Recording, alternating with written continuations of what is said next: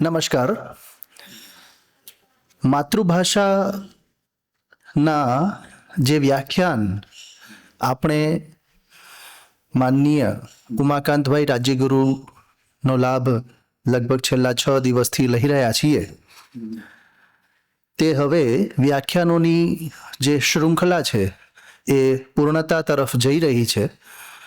ત્યારે વળી પાછા આપણે જે માતૃભાષાના ભાવકો છે તેમના મનમાં મૂંઝવતા કેટલાક પ્રશ્નો, તેમની શંકાનું નિરસન કરવા માટે આપણે માનનીય ઉમાકાંતભાઈને વિનંતી કરીએ. ઉમાકાંતભાઈ, આજના પ્રશ્નકર્તા જે છે એ ખૂબ વિશિષ્ટ છે. માનનીય હર્ષદભાઈ શાહ, માતૃભાષા ગૌરવ પ્રતિષ્ઠાનના ઉપાધ્યક્ષ અને ચિલ્ડ્રન્સ યુનિવર્સિટીના તેઓ અત્યારે ઇન્ચાર્જ વીસી છે. અને તેમની મૂળ ઓળખ જો આપણે આ સંદર્ભે કેવી હોય તો એ છે કે તેઓ માતૃભાષાના ખૂબ ચાહક અને એકદમ ઝીણવટપૂર્વક માતૃભાષાની કાળજી લેતા એક સાધક છે. તેમના મનમાં કેટલાક પ્રશ્નો ઉપસ્થિત થયા છે જેની આપની પાસે જેનું સમાધાન હું ઈચ્છું છું. માનનીય હર્ષદભાઈ શાહનો પ્રથમ પ્રશ્ન એ છે કે કંજૂસ પરથી કંજુસાઈ કેમ ન થાય? કંજુસાઈ જેમાં જ જે છે એ રસ્વ ઉ છે, એવું કેમ ન થાય? કંજુસાઈ તેવું દીર્ઘ ઈ કેમ આવે છે કંજુસાઈમાં? આ એમનો પ્રથમ પ્રશ્ન છે. નહીં, એ કંજૂસ તો કંજુસાઈ ત્યારે જે દીર્ઘ જૂમાં રહ્યો તે કેમ રહ્યો? તો આપણે અહીંયા લખ્યું છે કે નામ પરથી ભાવવાચક નામ બને ત્યાં મૂળ નામની જોડણી કાયમ રહે. જેમ કે ગરીબ નામ છે તો જો ગરીબાઈ, અહીંયા કાંઈ બા ગુરુ છે એટલે આ લઘુ થઈ જાય એવું આમાં મૂળ જોડણી કાયમ રાખવાની છે. વકીલ નામ છે તો વકીલાત, તો કાંઈ અહીંયા કી રસ્વ થઈ જાય એવું બનતું નથી. કબૂલ તો કબૂલાત ભાવવાચક નામ બની ગયું છે. એ જ રીતે કંજૂસ નામ છે, કંજૂસ, અને જેમ ગરીબાઈ થયું, વકીલાત થયું, કબૂલાત થયું, એ જ રીતે અહીંયા કંજુસાઈમાં કંજૂસ દીર્ઘ જ રહે છે. એટલે ત્યાં અક્ષર સંખ્યા અને લઘુગુરુની અસર ત્યાં થતી નથી. એવું જ બીજું આ છે કે જ્યારે વિશેષણ હોય અને વિશેષણ ઉપરથી જ્યારે પાછું નામ બની જાય, જો સંજ્ઞા ઉપર, વિશેષણ ઉપરથી સંજ્ઞા બને, નામ બને, ત્યાં મૂળ શબ્દની જોડણી કાયમ રહે. જેમ કે મીઠું તો મીઠાશ, તો પછી કાંઈ ઠા ગુરુ છે એટલે મી લઘુ નહીં થઈ જાય. મીઠાઈ, હમણાં જ ભાઈએ શબ્દ વાપર્યો ઝીણવટ, ઝીણવટ, તો જો આ ઝીણું પણ એ ભાવવાચક નામ બન્યું છે. ઝીણું આ વિશેષણ છે. વિશેષણ ઉપરથી જૂઠ તો જૂઠાણું, તો આ જે જૂઠ છે એ જૂઠું એ વિશેષણ છે અને વિશેષણ ઉપરથી નામ બન્યું છે એટલે એની જોડણી એ ત્યાં કાયમ રહે છે. એવો આપણી ભાષાનો જોડણીનો નિયમ છે. ધન્યવાદ. તેઓનો જ બીજો પ્રશ્ન છે, પૂજા પરથી પૂજારી કેમ ન બને? પૂજારી જે દીર્ઘ ઉ છે તેવું કેમ? આમ તો મને લાગે છે એ આ પ્રશ્ન સાથે સંકળાયેલું છે, છતાં આપ કંઈક વિશેષ જો છણાવટ કરવા માંગો તો. હવે આપણી ભાષાને સંસ્કૃતની ઘણી અસર છે. કોષ છે એમણે નિયમો આપ્યા, સાથે સાથે એમણે આ જે રૂઢિ કે પરંપરા જે હતી લેખનની એને પણ એણે જાળવી છે. હવે ખાસ કરીને સંસ્કૃત શબ્દો છે અને એમાં એમણે બને ત્યાં સુધી ફેરફાર કરવાનું વલણ રાખ્યું નથી.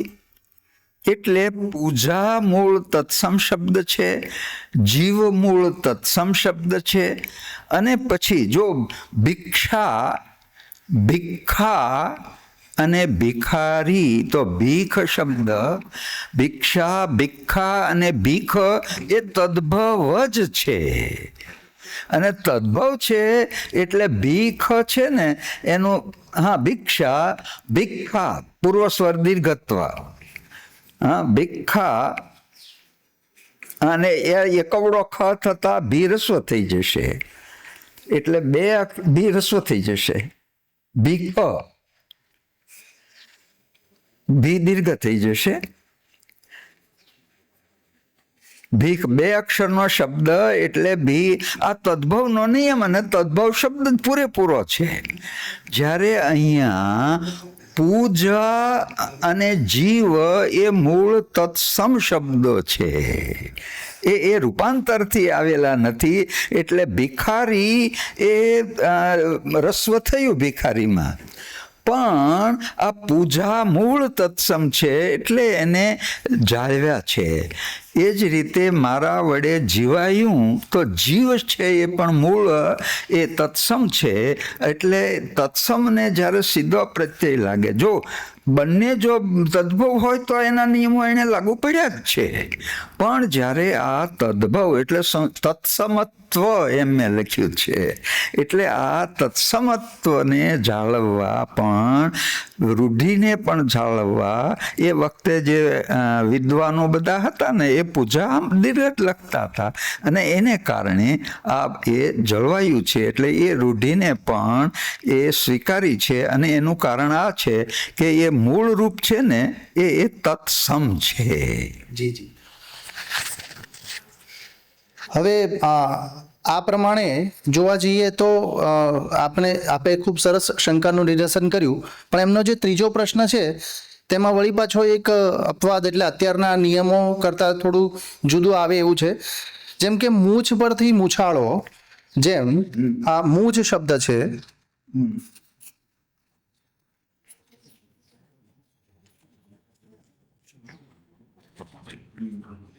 એવું છે, તો જૂઠ પરથી જૂઠાણું,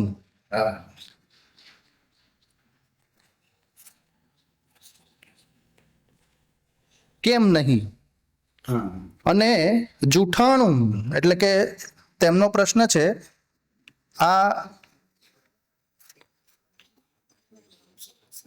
જેમ મૂછ દીર્ઘ ઉ છે તેના ઉપરથી મૂછાળો એ રસ્વ થઈ જાય છે મૂછાળો કરતી વખતે, તો જ્યારે જૂઠ છે એ દીર્ઘ ઉ છે, જૂઠું, અને ત્યારબાદ એ પણ મૂછાળોમાં જેમ મ રસ્વ છે એવી રીતે જૂઠાણું, એમાં આ રસ્વ ના આવતા જૂઠાણું એમાં જ દીર્ઘ કેમ રહે છે? હવે એક તો એ કે આપણે લખ્યું છે કે સંજ્ઞા ઉપરથી જ્યારે આ વિશેષણ ઉપરથી જ્યારે પેલું નામ બને ને ત્યાં પેલું છે. હવે મુખ્ય વસ્તુ તો એ કે મૂછ એ વિશેષણ નથી, એ નામ છે.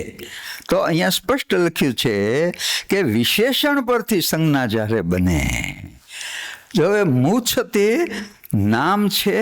હવે એ જ રીતે જો લૂંટ શબ્દ છે, તો લૂંટમાં લૂ દીર્ઘ છે. લૂંટ 2 અક્ષરનો શબ્દ અને લૂ દીર્ઘ છે.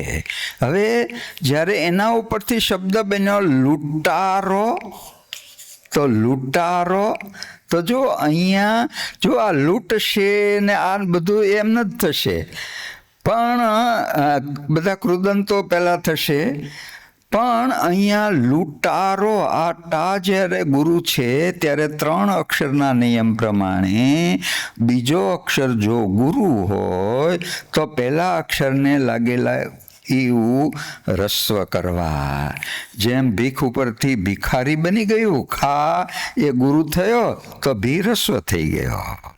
એ જ રીતે આ તદ્ભવ શબ્દનો નિયમ છે કે લૂંટ પરથી લૂંટારો એ આમ બન્યું છે. હવે એક સમજવાની વાત આ છે, ઘણાને આમાં પેલું હોય છે, તો એક ખાસ ધ્યાન રાખવાનું કે જ્યારે જો સંસ્કૃતમાં આપણે ગુજરાતીમાં જે કોમળ અનુસ્વાર છે, કોમળ અનુસ્વારની વિશે વાત કરી ગયા.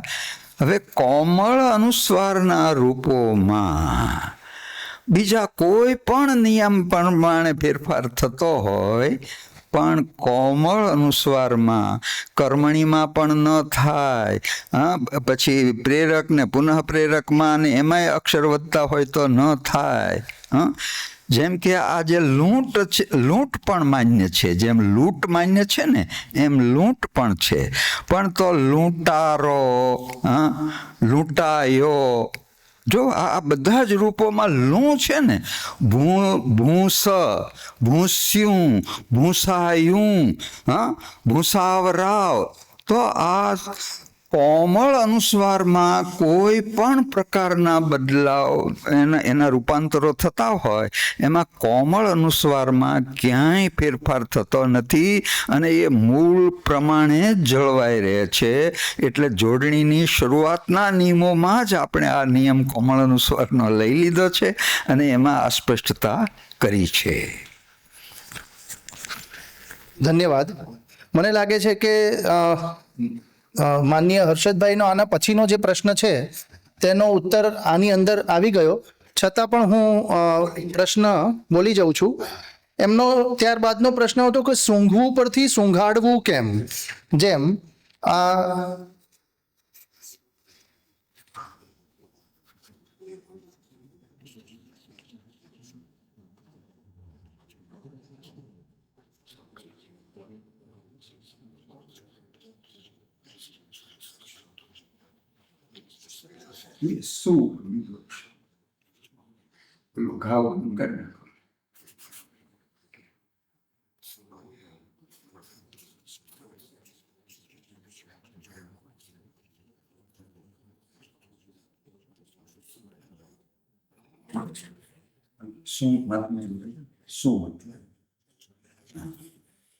તો તેઓનો પ્રશ્ન છે કે સૂંઘવું જે દીર્ઘ ઉ છે, ત્યારબાદ એ જ્યારે આપણા 4 અક્ષરના નિયમો પ્રમાણે અને લઘુ ગુરુનું આપણે જે વાત કરીએ છીએ એ પ્રમાણે, ત્યારે એ સૂંઘાડવું આવું થવું જોઈએ. પરંતુ આ સૂંઘાડવું જે દીર્ઘ ઉ સને જે છે તે માન્ય છે. મને લાગે છે કે એ નિયમ આના જોડે લાગુ પડતો હશે, છતાં પણ જો એનું વિશેષ છણાવટ આપ કરી શકો તો એના જેવા બીજા અમુક શબ્દો છે એ પણ હું લખી રાખું છું. હવે જો ક્રિયાપદની બાબતમાં જે સૂંઘવું છે ને, તો અક્ષરની ગણતરી માટે ધ્યાન રાખવું કે સામાન્ય કૃદંતનું હું જે છે ને એ નહીં. અક્ષર સંખ્યા તે સૂંઘ ઉપર જે છે, શીખ ઉપર છે, એના પ્રમાણે અક્ષરની સંખ્યા ગણવાની છે.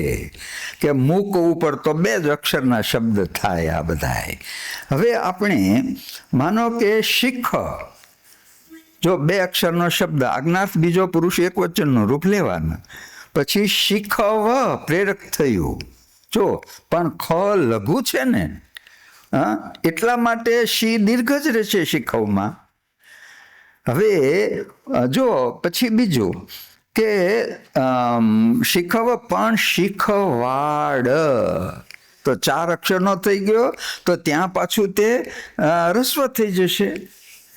પૂછ દીર્ઘ પણ પૂછાવ, તો છા ગુરુ છે ને. જો શીખવમાં ખ લઘુ છે એટલે શી દીર્ઘનો દીર્ઘ રહ્યો, પણ પૂછાવમાં છા ગુરુ છે એટલા માટે પૂરસ્વ થઈ જશે. પણ કર્મણી રૂપોમાં બધાયમાં તે રસ્વ થઈ જાય. પણ આપણે અગાઉ જોઈ ગયા છીએ કે સૂંઘવું, મારા વડે સૂંઘાય અને સૂંઘાડ્યું, એમાં ક્યાંય કોમળ અનુસ્વાર વાળો શબ્દમાં કોઈ પણ પ્રકારના રૂપાંતરમાં મૂળ કોમળત્વ અને એને કારણે દીર્ઘત્વ એ એમ જ જળવાઈ રહે છે. અને એ જ નિયમ જો અહીંયા પણ લાગુ પડ્યો કે ઊંઘવું અને પ્રેરક ઊંઘાડવું, તો એનું શું થયું? તો કે ઊંઘાડ અહીંયા દીર્ઘ થયું છે, પણ છતાં કોમળ અનુસ્વારમાં કોઈ પ્રકારનો ફેર નહીં. ગમે તે પ્રકારનો રૂપાંતરો થાય. ખૂંદવું તો ખૂંદાવવું, એ જ રીતે આ ચૂંથવું તો ચૂંથાવવું, ચૂંથારો, તો બધામાં એ કોમળ અનુસ્વાર એટલે દીર્ઘ. બસ જેમ નિર્વિકારી ભગવાન છે ને, એમાં આમાં કોઈ પ્રકારનો વિકાર નથી.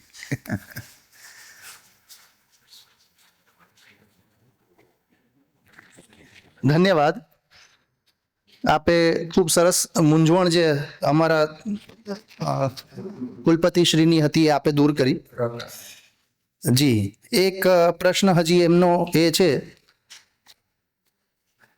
કે જોડાક્ષર પહેલાનો અક્ષર રસ્વ થઈ જાય તેનું ઉદાહરણ દર્શાવતા ઘણા શબ્દો છે, જેમ કે આપે કાલે પણ જણાવ્યું હતું વિશ્વ, ત્યારબાદ નિત્ય. એટલે આ અહીંયા આગળ જ્યારે જોડાક્ષર આવે છે ત્યારે આ રસ્વ થઈ જાય છે. એ પ્રકારનું એક નિયમ આપ દ્વારા સમજાવવામાં આવ્યો હતો. પરંતુ તો પછી જ્યારે આ તીવ્ર, સૂત્ર, ભીષ્મ, આની અંદર પણ આપણે જોઈ શકીએ છીએ કે ક્યાંક ને ક્યાંક જોડાક્ષર જ છે. તો ત્યાં જોડાક્ષર હોવા છતાં પણ અહીંયા તીવ્રમાં અહીંયા તી જો છે એ રસ્વ નથી થતો અને દીર્ઘ રહે છે. સૂત્રમાં પણ સ ને દીર્ઘ ઉ જ છે અને અહીંયા પણ દીર્ઘ ઈ જ છે. તો આ જોડાક્ષર છતાં આ નિયમ અહીંયા કેમ લાગુ નથી પડતો? હવે મૂળ શબ્દમાં આપણે બે શબ્દ જોયેલા કે તીવ્ર અનુસ્વાર, તીવ્ર અને એ દીર્ઘ. આ બે શબ્દ આપણે અવારનવાર આવ્યા. હવે આ જો ર જે છે, અહીંયા ર અર્ધ છે, અહીંયા આખો છે, પણ ર જે છે અર્ધ સ્વર ગણાય છે.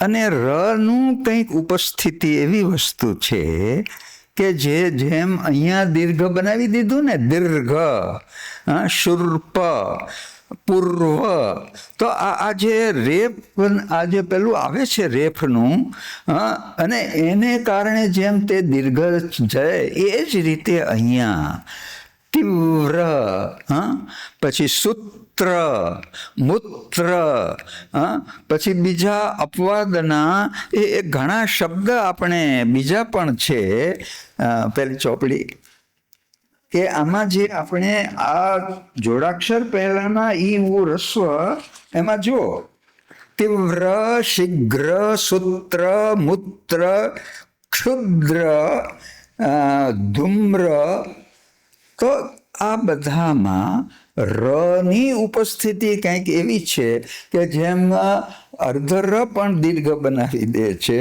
એમ અહીંયા પૂર્ણ રએ પણ આગલા સ્વરને દીર્ઘત્વ આપી દીધું છે. પણ બધે જ આવું નથી પાછું. એટલા માટે આ આપણે અપવાદ શબ્દો છે એમાં આપણે એને પહેલાં કરવાના રહ્યા. આ તે સંસ્કૃતના તત્સમ શબ્દો છે અને કોશે નિયમ આપ્યો છે કે સંસ્કૃત તત્સમ શબ્દોની જોડણી મૂળ પ્રમાણે કરવી. અને એ મુજબ આ જે છે એ એક તો રની હાજરીથી દીર્ઘ રહ્યા. બીજું ભીષ્મ શબ્દ કયો છે, તો ભીષણ, ભયંકર, એણે આ જીવન બ્રહ્મચર્યની ભીષણ પ્રતિજ્ઞા લીધી અને એટલા માટે મૂળ ત્યાં ધાતુ ભીષ છે. હવે આપણે જોઈ ગયેલા કે પછી પ્રત્યય લાગતા મૂળ રૂપમાં ફેરફાર થતો નથી. આપણે જે રીતે ઘણા નિયમો જોઈ ગયા છીએ તો પછી ફેરફાર થતો નથી. એ રીતે ભીષ્મ શબ્દ બન્યો છે અને એમાં મૂળ ભી ધાતુનો અર્થ છે, એટલે એ મૂળભૂત ભી જળવાઈ રહ્યો છે. એટલે મૂલ્ય છે, માનો કે મૂળ કિંમત, તો એના ઉપરથી બનેલો શબ્દ મૂલ્ય, તો એ મૂળ રૂપ છે તે જળવાઈ રહ્યું છે. અને બીજા જે શૂન્ય વગેરે છે, તીક્ષ્ણ, સૂક્ષ્મ, એ આ અપવાદ રૂપ સંસ્કૃત તત્સમ શબ્દોની યાદી અપવાદ રૂપ છે જ તે, એટલે મૂળ એમાં એમ છે.